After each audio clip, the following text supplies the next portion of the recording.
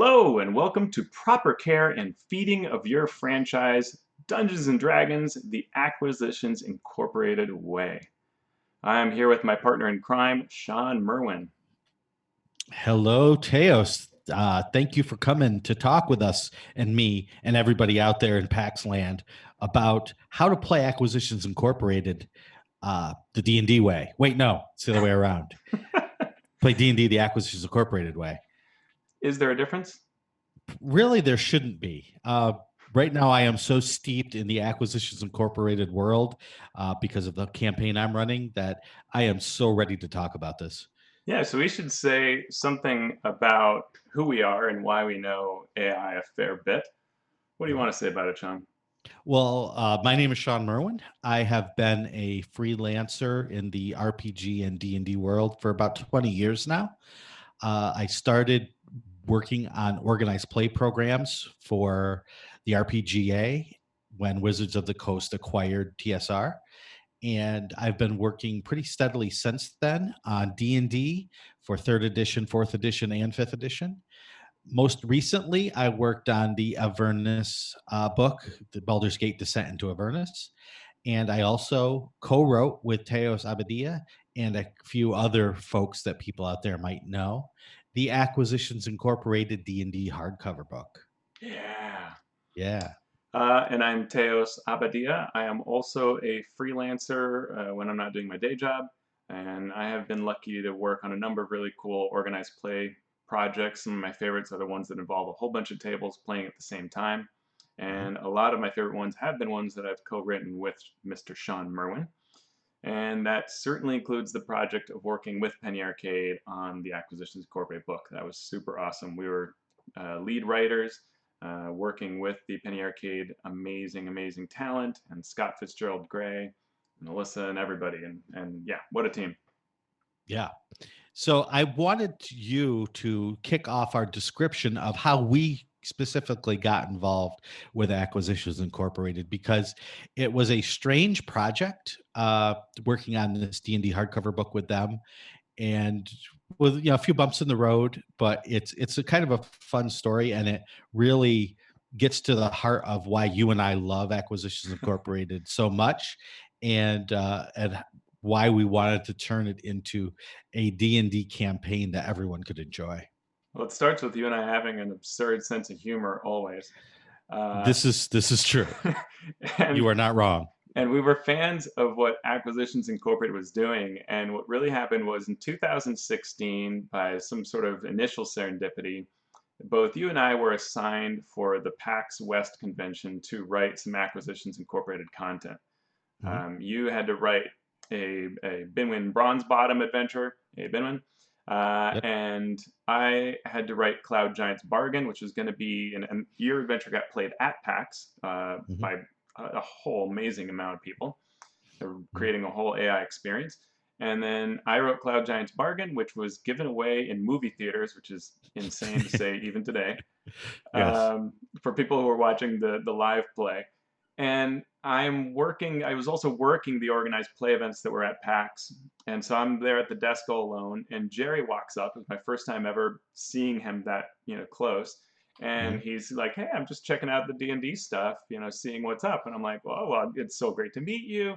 And I said, have you seen the adventure we're running? It's so good. He's like, "It's awesome. It's just great." He's like, "And have you seen Cloud Giant's Bargain?" I'm like, "Well, I wrote it." He's like, "Shut up," And so that was kind of like cool. And he said, "I want to write a book. My dream is to write an adventure in a way that people can get together and live this game and make it theirs." And so that would have been great. And then, to make the story a little bit short, I ran into him 3 other times at this same PAX. By the end of it, we had exchanged information. And then I brought you in and Scott and everybody, and we all just started like, maybe this will be a real thing. And it took a couple of years. Yeah. But Yeah, we did it. it's strange because I don't know if people who aren't, game designers or adventure writers realize how rare it is for you to even have people even know that you wrote something. Yeah. Uh, so to have you run into to Jerry Holkins, to have him actually have read the adventures is strange enough as it is, but to have him say, yeah, I love the adventure, did you read it, and have you be the writer of it is even more bizarre. Yeah. This is something that doesn't happen. It's And true. not only that it happened, but it happened several times, because I was hired by Wizards of the Coast to write this series of short adventures that people would play at PAX West in 2016. And I corresponded with some of the folks at Penny Arcade and who worked on Acquisitions Incorporated, but I didn't sit down with them in person, right? This was all done via email. And I worked on it for a few weeks, handed everything off, and then I was done.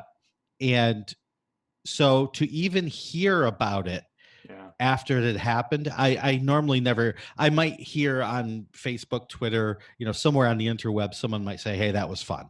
Yeah. But that's generally the most feedback I get. So when you called me and said, you'll never guess what happened, Yeah. I was sitting there and Jerry came in and was talking about how much he loved it and how fun it was for the players, and they did even more, right? They had these training videos Yeah. that the players could watch to kind of get a feel for what they were about to get into. And it was a totally ridiculous and silly adventure, but it was still fun.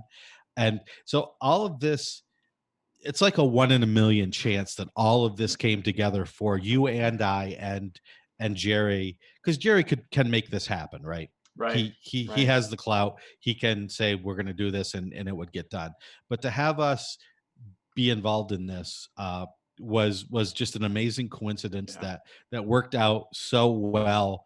And in all my experiences, I've never had something come together quite like this did. Really, truly. All right, so let's get to this book, and what we're going to do today is we're going to talk about how you can realize Jerry's vision of Mhm. we want to be able to run an Acquisitions Incorporated franchise, bring this into our world, and be better off for it. But let's kind of talk a little bit about what the book does, and kind of what does it mean to have Dungeons and Dragons in the Acquisitions Incorporated way? What's that even mean? Mhm. Yeah. Well, if you've watched any of the show, you know exactly what it means. Whether you go all the way back to when it first started in fourth edition days, uh, or if you've seen the most recent live shows, you know that there is a specific feel to an Acquisitions Incorporated game. Um, the first and probably the most important thing is the sort of over the top adventures that take place. It's not just an orc in a room, right? Yeah. It's the circus of blood, right? Right. With Jim Dark Magic up on a stage surrounded by whirling blades, and everything just going right and wrong at the same time. Yeah. Um, but it's also sort of a gonzo storytelling with all the best tropes that are out there for not just fantasy, but also for comedy. Mhm. So you get the feel of this enemy that they defeated. We will see this enemy again. There's this very tightly knit story that always around the corner is something unexpected but expected. Yeah. So when you unmask the villain, it's not a stranger. It's someone that you've already met, It could even be you. and it might even be you or a clone of you, right? So there's Yeah. there's the grand bargain with the devils, Yeah. and but really, I think what separates it from other Gonzo over the top D&D adventures is the sense of corporate satire. Mhm. I would you can talk about that. Sure. Well, I think it's people always say like don't make your passion into your job, and this is like you make your job into your passion, right? So you Yep. take whatever your job might be. Like if you work at McDonald's, if you deliver pizzas, if you are an investment banker, like it doesn't matter, right? If you work in government, you take all the craziness of your day job Mhm. and you say, what if we put all that crazy part of it into being a Dungeons and Dragons party, right? Mhm. So we are an adventuring group but we are in the business of making gold. And here's how we do it, right? We have branding, we have meetings to discuss our synergisticals, right? I mean, we're going Hmm. to make things absurd in that way. Yeah. And I should say that another thing that I think is important, this is something that Jerry has said many times, and he said it during our project to write the book, that one of the reasons for the humor is that you're kind of laughing and everything's funny and absurd.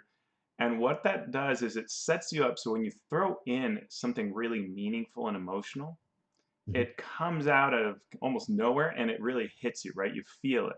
So that when, Omen is making a decision around clones, Hmm. the audience, right, all of us, we go, oh, wow. Yeah. Right? Yeah. The with all satire, there's always that truth behind it, right? And with the best satire has the strength, the oomph to it. When you do hit on those real dramatic moments, the contrast between the two is incredibly strong. So that's why, even though when you play D&D the Acquisitions Incorporated way, there is that biting satire.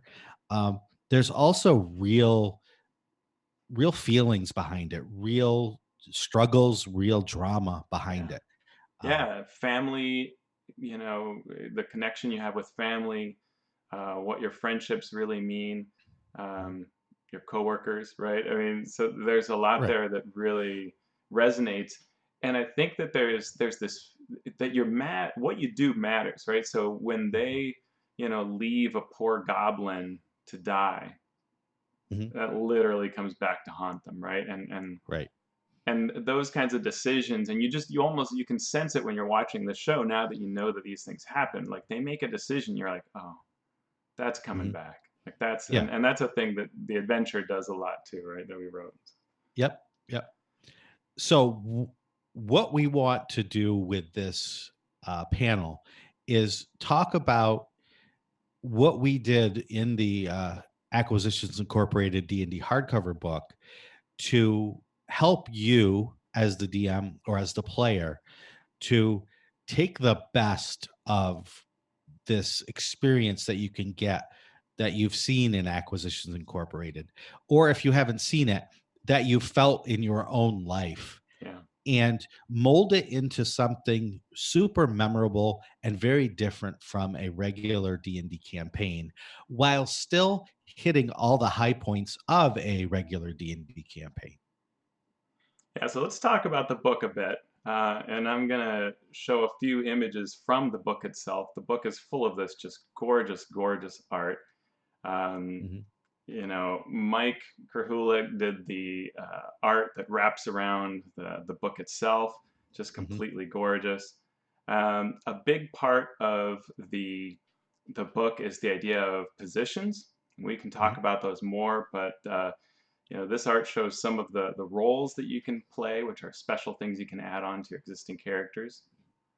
Um, Yep. the the book itself is gorgeous and it's all around the world. It's available everywhere you want it. In fact, Mhm. a friend of mine sent me a picture from France, right in front of the Eiffel Tower. Here Yep. is the Acquisitions Incorporated book touring Gay around the world. Perry.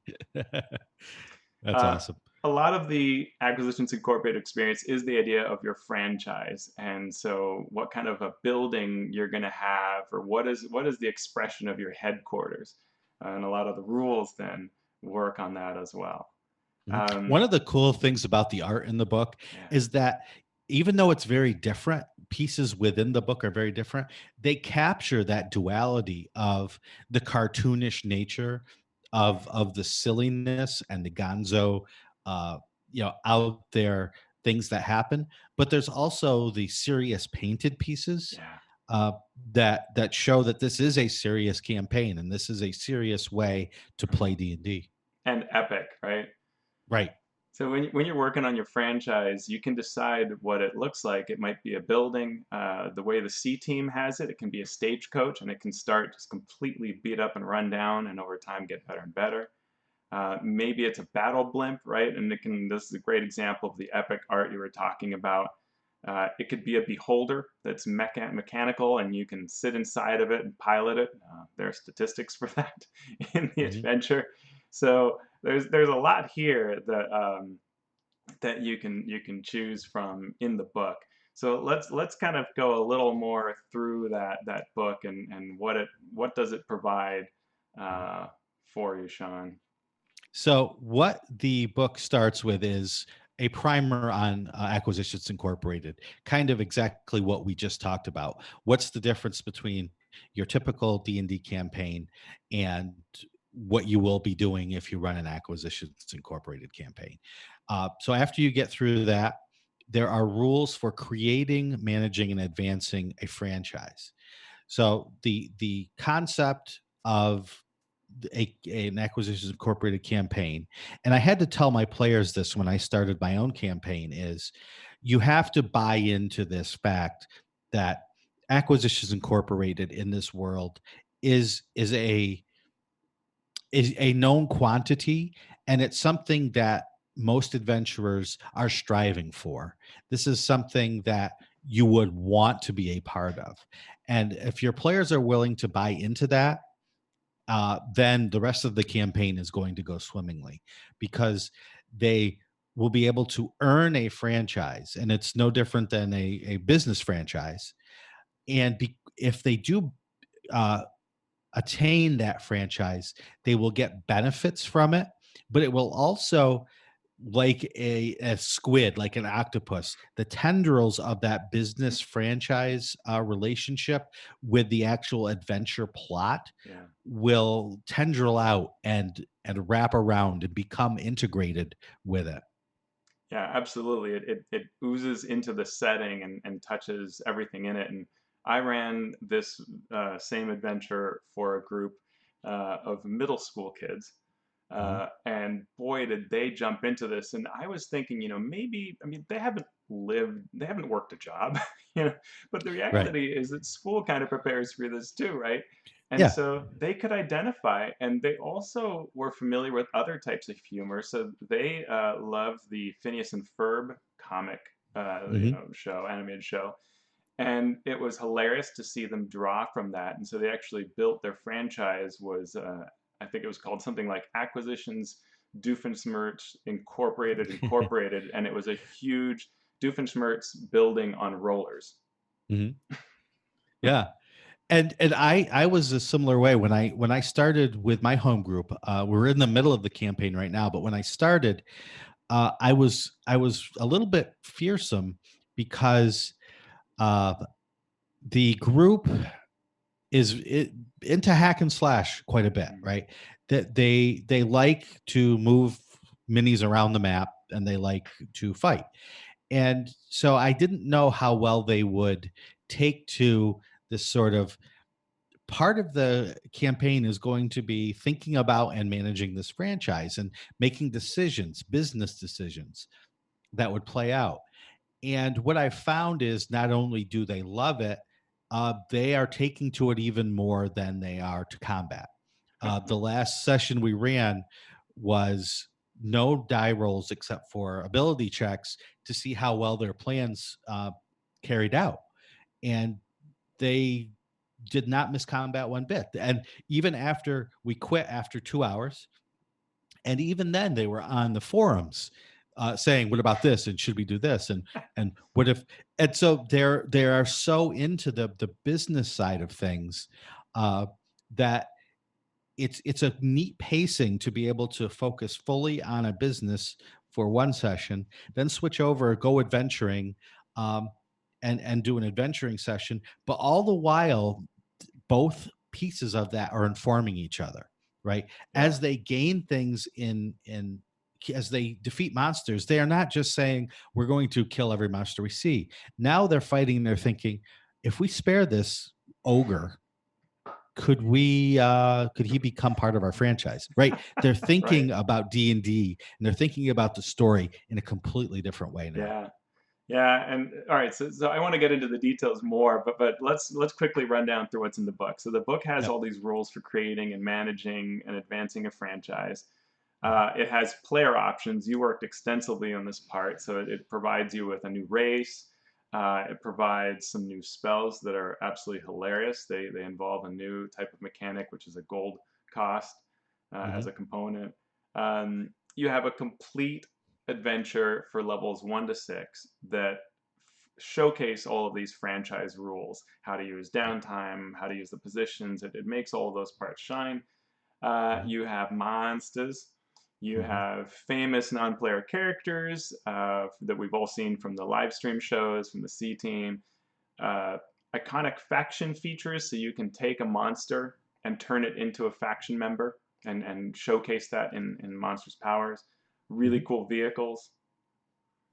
Um, yeah, and so the book provides you everything you need to both play a campaign that starts you off levels 1 to 6, or to take that same content and put it into your own campaign.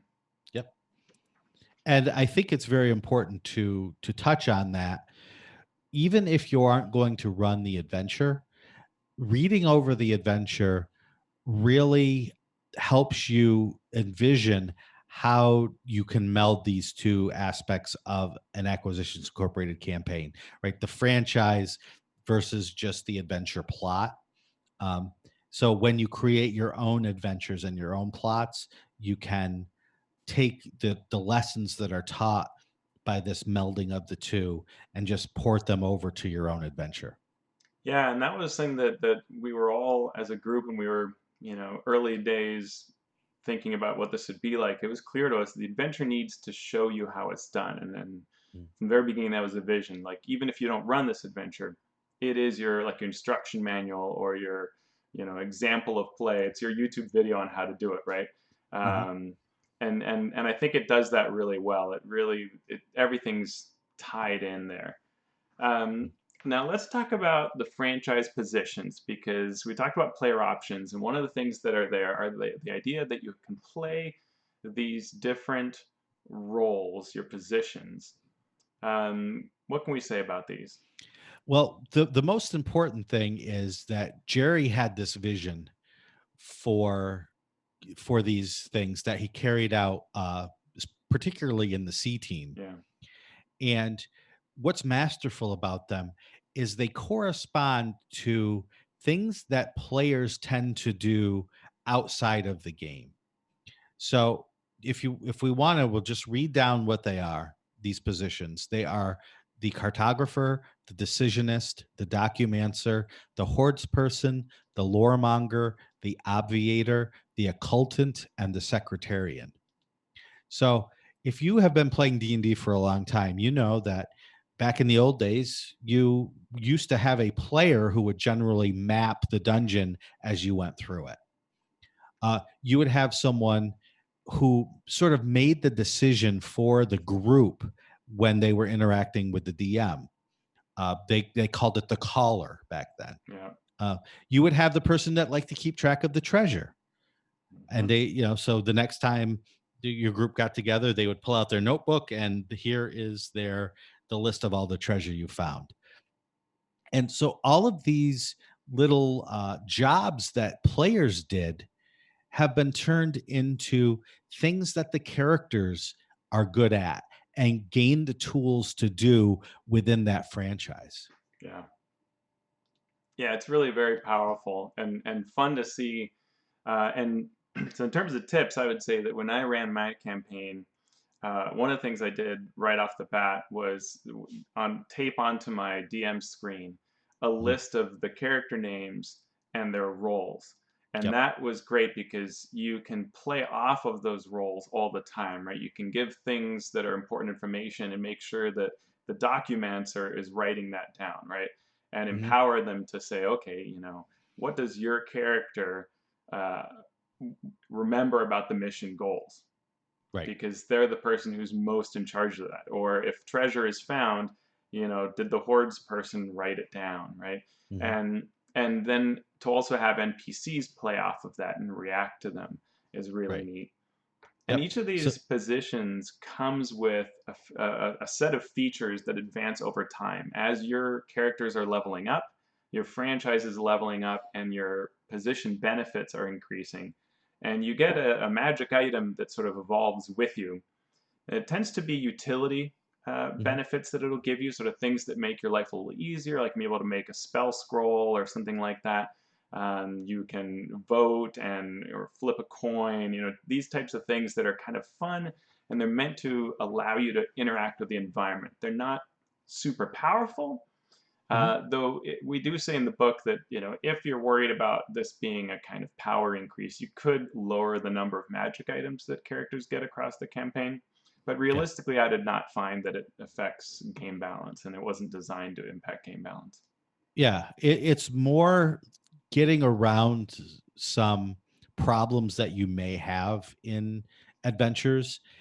These roles tend to smooth over those rough spots rather than anything else.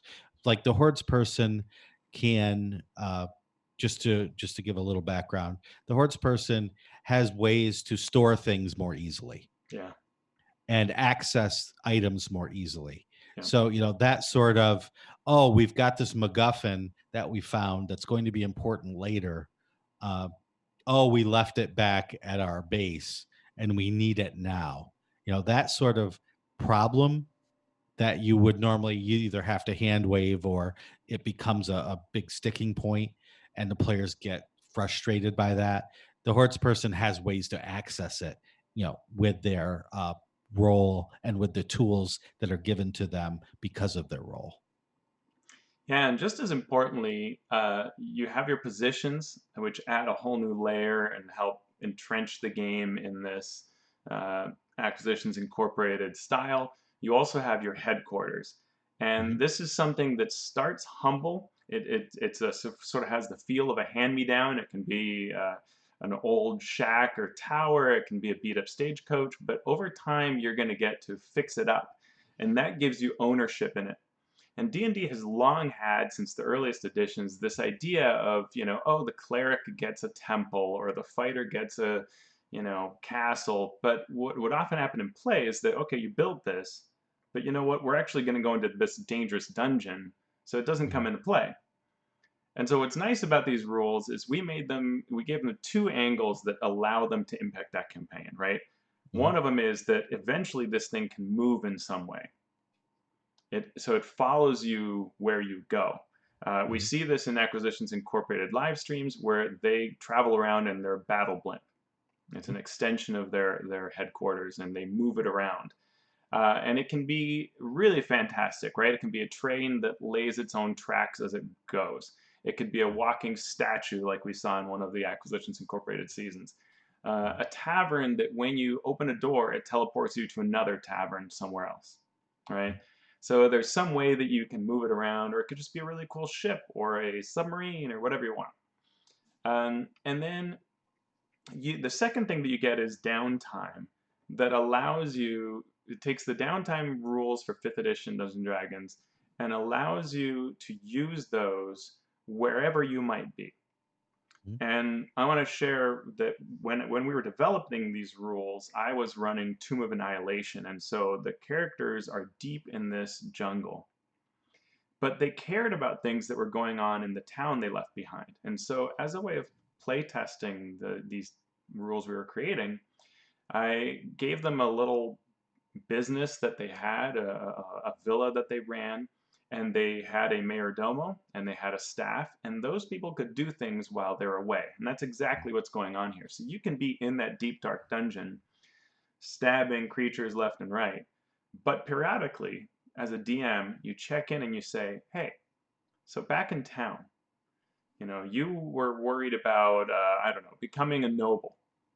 What do you want to do about that this month? And Mhm. you can allocate your hirelings to carry out these tasks, right? Mhm. So we want to infiltrate the Flaming Fist. We Mhm. want to prop one of us up as a noble. We Right. want to spend time branding, right? So all those downtime rules are there for that. And one of the things that's required is every month you're going to have one of the downtime tasks is called running a franchise. And Mhm. that's going to determine how your business fared. And so you could allocate nobody to it and just Mhm. roll and see what happens. You might lose money, you might gain money, or you can allocate one or more characters to it or employees to it. And that bolsters your ability to it. And when we wrote these rules, I was kind of like, okay, this seems fun. And then in play, the first time we rolled for this, these middle school kids in my campaign, they got so excited, and when they Mhm. rolled and they got the maximum result, they were Mhm. just over the moon. Yeah. Yeah, it was, defeating a dragon's great, but have you ever, run a business, right? And that's the funny thing is it becomes so important, something that in a regular D&D campaign is totally ignored most of the time. Uh, Yeah, I don't think downtime, unless it's tied to a specific ability or power that a character wants or a magic item or something like that they want. I don't think anybody in a home campaign that I've run has even considered downtime. They just yeah, move which is on to the next thing. unfortunate because it can Yeah. be really so powerful.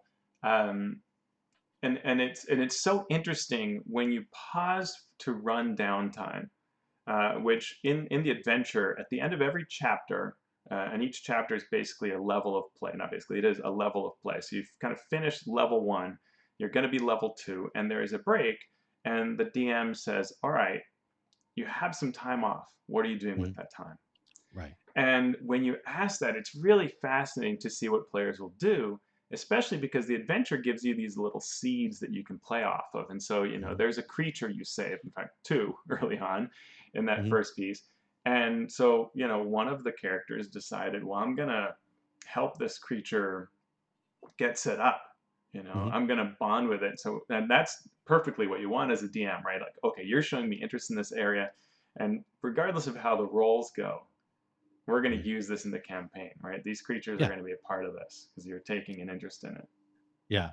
And what I've found is that with a wide breadth of things that they can do with their downtime, the players and their characters are really getting into the minutia of their own backgrounds Yeah, and the goals that they're trying to achieve. So they could use their downtime to do a task that helps the franchise or that starts a new business, or they could do something, use their downtime to make their character stronger, to right, go buy a magic item. right. So there's that dichotomy of the good of the character versus the good of the franchise, and they're kind of weighing those things as a group. Yeah, we'll take care of the business while you go to the city to look for this magic item you need. And Yeah, so all of that's downtime, but it plays out both as a mechanic and as a story element that is amazing. yeah. And in several of the chapters of the adventures, there are secrets you uncover, but you don't have quite an obvious picture of where to go next. Mhm. And so downtime is required as a way to learn what options you have, right? So there's Right. a part where you infiltrate um, a dwarven hold, and you can uncover different amounts of information through downtime that give Mhm. you a real edge towards that, Right. and that makes a difference, right? Yeah. And I think the downtime that's in this Acquisitions Incorporated hardcover book um, dovetails nicely with the downtime from Xanathar's Guide to Everything and from the Player's Handbook and from Yeah, the Dungeon Master's Guide. Um, it expands on it a bit, but it all works well together. yeah, And the ability for things to go wrong, for there to be complications, is just as valuable as things going right. yeah. And so, Bec- folks who might not know, when you do a downtime activity, many of them will have the possibility of a complication arising, whether you succeed or you fail. Mhm. The DM can also impose one, but you can just roll to see for that chance that it comes up. And and those things can also involve rivals. So you can have a complication. You have a complication involving a rival. So it can be an opposing faction. Mhm. So any of the Drawn Enterprises could be involved, or it can be some group you met previously in a dungeon and befriended or had enmity with, right? So this can all come back And Yeah. as a DM, it's a really neat improvisation tool to be like, okay, there's a complication. You went into this wrestling ring and you won, but there's a complication. So okay, let's say that the person you beat, a powerful noble, had bet a lot on them, Hmm. and then I can play with that, right, and weave that into the campaign. It's a lot of fun. Yeah. Yeah. And you can go right into your Forgotten Realms lore to find these groups, Yeah, right? It could be the Harpers. right. You could mess up a Harper operation. So even though Harpers are essentially a good uh, organization, you could get on their bad side. Yeah, which is perfect in an Acquisitions Incorporated campaign. It's not like you just mess with the Zentarum; you can mess with the Harpers too by mistake. Yeah. Yeah. Yeah. All right, so you've Did got you? franchise tasks and downtime. What are you thinking? What should we talk I about was next? I was wondering if you wanted to discuss the specific downtime tasks that were created for Yeah, this book. sure. So some of the ones are explore territory, and this is a neat way to cement the relationship between your headquarters and area, because you're given a franchise the right to sell your goods, market your business in a certain geographical area. And so as a campaign, you get to pick, where are we? Are we in some corner of the Sword Coast? Do we take a city like Waterdeep? Where are we going to be?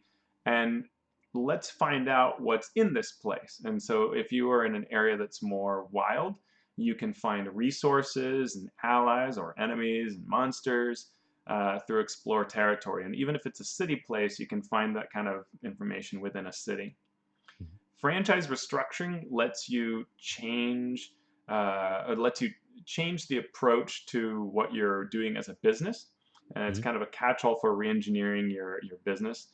Headquarters modification is actually physically changing what your headquarters has in it. It could also be used as a way to build more if the DM wants to allow for that.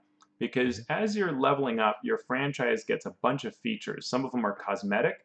So if you're running a tavern, you could say, we want it to be kind of a spooky theme, and all of the staff are going to be ghosts, or they have illusions on them so they look like they're ghosts. And we could have flickering candles and spooky wisps kind of float throughout the air. Or we can actually do things like you can get an offensive actual weapon, right? So we see in Acquisitions Incorporated the battle balloon has a ballista, right? So you can add those kinds of things. So this task lets you modify or build those. Marketeering is a way of making money. You are Mhm. marketing yourself, and there are a number. All of these involve options. When you're looking through the different options, there are ideas there to stimulate what can be done with these. But it is really a marketing exercise.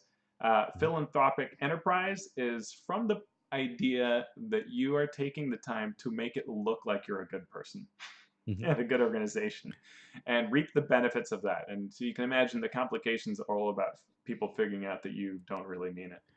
That's funny. I used this philanthropic enterprise as a political campaign, and it worked perfectly, right? Yep, Because you put in a little money, and then you end up getting money in return in terms of donations or uh, you know investments in your campaign, and it worked absolutely perfectly. It was great. absolutely. And I always like just the way we wrote these. I think we tried to really create that feeling. So the philanthropic enterprise is a disaster. The cause is left severely worse off, and literally everyone blames the franchise, right? All the way to Right. the cause shows remarkable improvement. The franchise is credited for all but fully resolving the issue. Local Hmm. officials provide a tax break, and you reduce your monthly costs of your franchise. Right. And then complications can be all kinds of interesting things, like another philanthropic group is already involved in the franchise's cause. That group tries to cast the franchise's efforts as ineffective and insincere, Hmm. right? And that can Yeah. involve a rival. Yeah. So then we have the actual running a franchise, which is what you run every month to see whether you're profitable or not. You have scrutineering, which is a way to find information, but it's a little more um, nefarious and perhaps underhanded as to how you're going about it. Mhm. Along those nefarious angles, we have shady business practice. So this is something you're going to do to make some money, but it's risky. It's not all on the up and up. Mhm. Schmoozing as a way of making contacts, and this is a little different than the other downtime activities that exist. So it gives you a few more and different options that fit an Acquisitions Incorporated campaign. And the last one is team building, and this one really came from that episode where Jim Darkmagic is really angry at everybody, and he kind of drops everybody into essentially a video game of free for all PvP as a Mhm. quote unquote team building exercise, but he's really kind of hoping they'll all get murdered. And so that's this activity is a little bit of a joke on that. It does not have to involve a PvP drop into an island, but it is about the idea that you're going to sort of try to improve the way you work, and it creates benefits for the people who participate that they Mhm. can cash in later, which is kind of fun. Yep. Yeah, so those are the ones that have been added in this book. But as I mentioned earlier, there are other downtime activities in other D&D books that can just as easily be used by one or more of the characters or the hirelings of the characters to carry out uh, things that are important to the characters or their businesses. Yeah, so depending on the level of your franchise, which reflects the tier of play the characters are in, you get a certain number of tasks you get to run through the franchise. And that can happen even when you're on adventure. So Mhm. we're deep into this Dungeon of Doom, but back in the home base, our staff are hard at work, and we get to tell the DM what we're going to do. We want to, try to join the Thieves Guild or anything like that. Mhm. And so that's a nice way of cementing the franchise rules into the campaign. It's also a nice way, I use it when I'm running games to kind of change up the pace and the story beats that are happening. So we might just be slogging through, traps and room after room, and we need a little bit of break. And we can say, okay, what do you want? It's time for our franchise tasks. What do you, through a message spell or sending or whatever, like, what do you want your franchise to be doing, and it breaks everybody away, gives them a nice change. You can even kind of role play a bit. Like we created Mhm. in one of the campaigns I was in, we created a sort of a B team Mhm. that was sort of their staff in the franchise, and we would sometimes actually play out what they did. Like if they're going to pull off a heist, we could play it out as that downtime turned into Mhm. like a mini adventure with their B team characters. Yep. And that's totally what I'm going to do. I'm going to have them create lower level characters that are their hirelings and their uh, other employees.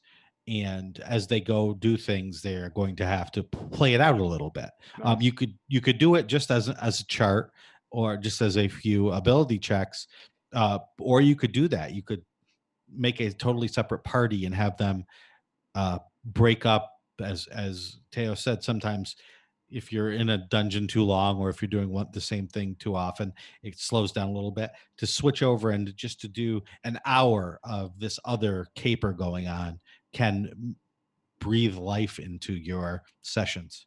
Yeah, and something I did to ease into it because I wasn't sure if my players were going to love this idea is I handed them monster stats Hmm. that represented their staff. So they were just Hmm. like it was like a guard and a Yeah. gladiator watered down, and and so then they could play these without having to create a character and see whether they Yep. liked it. And then they realized this is kind of fun. And they said, "Can we remake these and Hmm. actually flesh out the characters?" Yeah. Yes, yes, you can. Yeah. Yeah, totally. That's exactly right. And that's the experimentation that you sometimes need to do as the DM to see what your players are interested in. Yeah. Because you can have a session zero beforehand and you can say, this is what I'm thinking. How do you want to play this? What do you want out of this campaign? But sometimes you have to experiment, and that's a perfect example of that.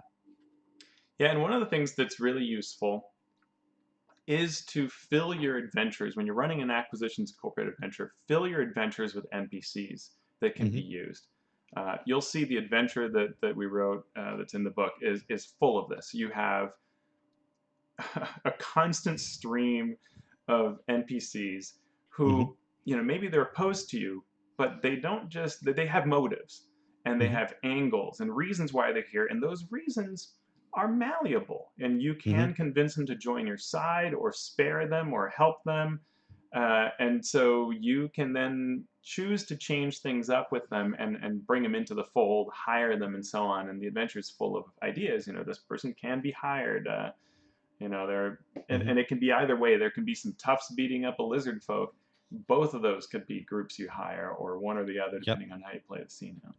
Yep. And there are, along those same lines, several subplots that could be going on that probably you're not going to be able to follow up on all of them as players. But as the DM, you can still keep the characters' uh, attention by telling them what happens because they didn't follow up on this one subplot. So Yeah. I've been writing like short scenes that the characters would not know, but that the players know, because they sort of ignored this one NPC. Well, this is what happened because you interacted with him, but then you ignored him after that. Yeah. And yeah, and those consequences can be dire because it's not affecting the players or their characters, but it shows the stakes Yeah. of the campaign are still high, even if it's a sort of satirical tongue-in-cheek angle for Yeah. the campaign. And we see that all the time with the live stream games, right? Where, Hmm. if you decided to use the clone spell as a way to safeguard, your quote unquote investment, Hmm. that's gonna matter, right? And that's gonna come up. Hmm. If you, left this goblin to die, if you make a bargain with someone, like these things are gonna come back and they're gonna matter. And sometimes we can show how it plays off screen, or it might be that it steeps for a while and then reveals itself all of a Hmm. sudden as a big surprise. And that's a lot of fun. I found when I'm running an Acquisitions Incorporated franchise campaign, it's easier for me as DM to more naturally come up with plot ideas and surprises because it's really driven by what the players are doing in the first place. Yeah, my game of being able to run things on the fly has greatly improved because of running this campaign. Since there are seeds everywhere, it's not hard to see what the players want to do Mm-hmm. and grow those specific seeds, and let them sort of take the lead on these side quests. So one of the things we thought would be fun is to talk about Acquisitions Incorporated in other settings. Is there Mhm. anything we want to talk about the book itself before we move to that? Uh, no, I think we Great. can move on. All right. So the book, the adventure, and Acquisitions Incorporated itself is based in the Forgotten Realms. Right. Mhm. Pretty early on, it moved to the Forgotten Realms. And so the adventure itself is also takes place in Forgotten Realms and gives you that experience. In fact, at one point you visit Fandelver and you visit Red Larch, so it kind of links into the first box set. Mhm. It links to areas that are depicted in various published adventures. So we even already have established some of those links there. Yep. Do you want to talk about Fandelver at all, or kind of Well, Phandalin has been a town that's been used over and over and over again, right? It was used in the original Lost Mines of Phandelver totally? box set. We've returned to it with the Essentials kit, with the adventure that was in that, and other products, both official and unofficial, have used Phandalin as a base. So it's something that a lot of people who have been playing D&D regularly since the launch of fifth edition are familiar with. So it just takes a new look and a new spin at what you can do with something that's already established when you want to use it in an Acquisitions Incorporated style campaign. Yeah, I love what you did with this part of the adventure because in the introductory adventure, you clear out this area of bad people, and so you leave this kind of place behind. And in this adventure, that becomes someone's headquarters, Mhm. which then is blown up sort of by another group, and then you Right. get to inherit it and decide whether you want to build it up, and you explore Mhm. the ruins of it. And that's a perfect example of how you can take something from an adventure and sort of repopulate it. That now this is Yeah. the place the heroes take over. And that's kind of what we're going to talk about now, right? Taking something that exists, that's already known, and using this Acquisitions Incorporated template to make it something different. Even if you've Yeah, already played, yeah, the Strahd adventure, right. you can play it again, and this new template for it will make it something completely different. Yeah, very fresh. So I talked a little bit about the Tomb of Annihilation jungle campaign. So in Chult, you've got this town of Portney and Zaru has all these merchant princes. They're the balance of power, and you could support or even become a merchant prince, right? Mhm. And that changes completely the character of the campaign if that's taking place, right? If you are Mhm. behind Jesselyn or one of the other merchant princes, now it's got a you have stake in this. Yep. Uh, For Horde of the Dragon Queen, this cult that you're dealing with, you can also defeat them financially, right? Not just physically, not just outsmarting them or outmuscling them uh, through normal D&D means, right? You can out hustle them in yeah. terms of business. Absolutely. Which is hilarious, right? Like they're the evil that's going to take over the world, but you're Yeah, also going to take over the world in a slightly different way. Less evil, more right. monetary. Yeah. And like Tales from the Yawning Portal Dragon Heist Undermountain is for me tailor made for this, uh, because you've already in Dragon Heist you get a tavern, Yeah, you inherit it basically, so right there you can just pour it in these Acquisitions Incorporated rules and it's already there, right. or you can uh, work for Durnan, who owns the The yawning portal. Yawning Portal, right? Yeah, Yeah, all that is tailor made for this sort of absolutely. template. Yeah. Or something like Saltmarsh, right? We can have you're running a shipping business, or maybe you're pirates, right? Mhm. And that could be a ton of fun to weave that into the whole story of Ghosts of Saltmarsh. Yeah.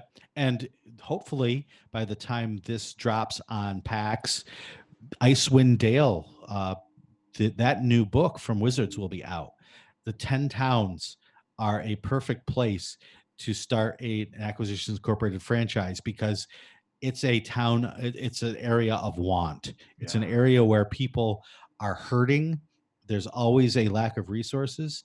So this sort of business angle is perfect for that area as well, with all the natural resources that are untapped in that area. Yeah. And you mentioned Ravenloft, and I mean, talk about turning something on its head, right? We've got what's in theory a horror, gothic horror story, but what if you're Mhm. trying to outmarket Strahd, Right. right? Or one of the burgomasters from a town, right? Like you start selling like I slew Strahd and all I got was this lousy T-shirt, right? Yep. Fake holy water, or super sharp stakes. Right. And it doesn't take a lot of change to the adventure to do this. It just takes a change of mindset. Yeah, Because we all know that Strahd could just go kill the party right. right at the beginning, but he doesn't want to. They're too interesting. And you could just now, instead of doing that for that reason, Strahd is doing it for other reasons, for business reasons. Maybe he wants to get out of Ravenloft and start his own business in the rest of the world. And he thinks he's going to use the adventurers to be able to do that. Now you've got this corporate intrigue in your Ravenloft game. And talking about sort of plane spanning, we Hmm. have Planescape, which joins all the worlds together, and we have all these Magic the Gathering worlds that are out there, and we can see how that works. We saw Acquisitions Incorporated live play took us to Ravnica, the Magic the Hmm. Gathering city, and Yep. that's perfect, right? Like all these different franchises. I mean, they already have a house system that compete against one another. Right. Anytime where you have competing groups, you have the basis for an Acquisitions Incorporated campaign, yeah, of competing interests in business, and you could take that to Eberron with the dragon marked Oh, houses. yeah. At the end of the last war, right? Everything's rebuilding, so are businesses. Yeah. Uh, if you look at Dark Sun, you have the city states fighting each other. You have merchant houses Yeah. who are interacting between all those city states. The All of that is perfectly ripe for an Acquisitions Incorporated style. the Blood Uh, War and Avernus, right? yep. Oh yeah. Oh, that's absolutely perfect. Uh, right. You start selling things to the devils to help them fight the demons. Yeah, and Uh, just one of the recent releases, Mythic Odyssey of Theros. It's mhm, all very god based, and there are all these patron deities. So you could have a franchise around one of the gods, right? mhm. Holy War for profit. Yeah. Yeah. I mean, all of that is using established settings to uh, make a new kind of campaign that your players may not have ever seen before. Yeah. All right. Well, I So hope, yeah, I yeah, hope everyone enjoyed that. I hope if you haven't gone out and at least investigated this Acquisitions Incorporated D&D hardcover book, that we've given you enough information now that maybe you are interested, because I think it is a very powerful tool in your DMing toolkit. yeah, absolutely. It can truly transform the experience you have. Not only does it let you just tap into the awesomeness of Acquisitions Incorporated, but it does transform the experience, and it's a really nice way to change up your play style and create something new for you and your players. Mhm. So I've got some information here on where to find us. Shawn and I, are both on the Down with D&D podcast that you can find at misdirectedmark.com. And you can Mhm. see here our Twitter at Shawn Merwin, or on Twitter at AlphaStream for me. I have a Yep. blog at alphastream.org. Both of us have all kinds of products available on the Dungeon Masters Guild that you can download and check out. Mhm. And the Acquisitions Incorporated book, where can we find that? Well, I love to support the publisher itself. So if you would like the book, you can go to store.penny-arcade.com and you will find the book there. And you can just click on it and get it straight from the source at Penny Arcade. That was well said, Shawn. However, I just rolled on the complication table for your marketeering effort, and Mhm.